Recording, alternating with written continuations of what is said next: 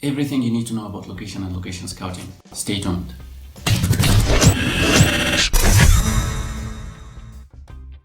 In this video, how to decide what location you need, where to find good locations, location scouting, maximizing your location. How to decide what location you need.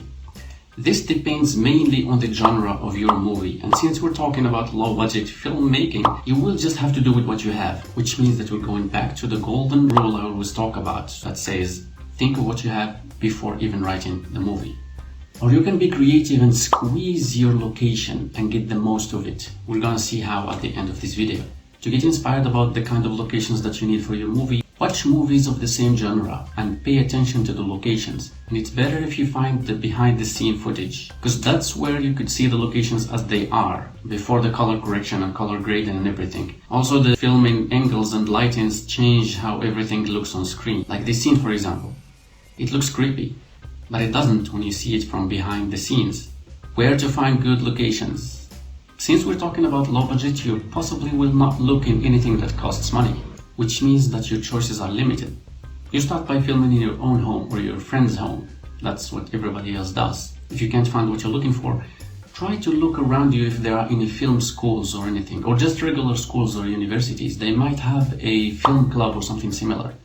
Don't be ashamed to ask. You never know, if they like the idea of your movie, they might grant you access to their facility. Some local associations or even small businesses wouldn't mind helping you either. Just tell them that you're gonna mention them in the credits and everything. You have something to offer. Don't come up as someone who is desperate for help. Or you're going to promote their business or their brand somehow. Navigate through Google Maps. You never know what you could find. Sometimes you can find some really good location just around you, like abandoned houses or abandoned even big factories. You might be surprised about what you could find. Or if you have some money to spend, think about renting a place. In this case, you have to be professional and have the owner sign a location agreement before doing anything, so that each one of you knows their right clearly.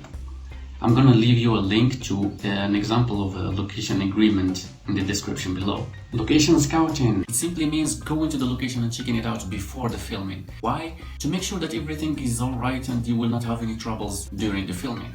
Things to check during the scouting, but not limited to: the power source, to plug your equipment, charge your phone and camera. You will have people with you during the filming, so they will probably need to use the bathroom in case you're taking too long.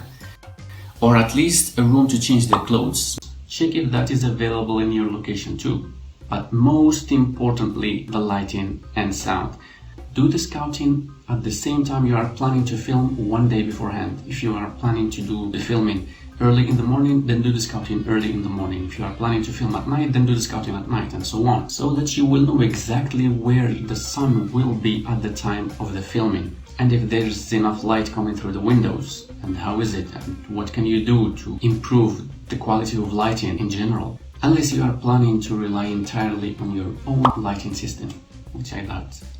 And doing it one day beforehand means that you will probably have the same conditions of weather and sun and everything, unless you live in a place where the weather changes every day. In this case, you're screwed. Anyway, you will also check if there are any noises at the time of filming. You never know, your location might be near an airport or a train station or any busy place. So you need to figure out when is it as quiet as possible. Trust me, lighting and sounds are very, very, very, very important. I had to learn it the hard way. Maximizing your location. Get the most of your location by filming in every corner you have, along with changing the decoration and colors and everything, to sell the illusion that you filmed in different places. Be creative. If you need an office scene, for example, you don't have to film it in a real office. Get a desk, a chair, few office items, and you're good to go. For example, I needed a scene in a bar, but I couldn't film in a real one, so I took a corner in the kitchen, I brought some glasses, I put up a picture of New York City, I got a friend sitting next to me and drinking. He was the only one available at the time. And at the end, I added some bar sound. And here we go. It almost seems like a real bar. You can do the same with whatever scene you need. That's it for today. Thank you so much for watching, and see you in the next video.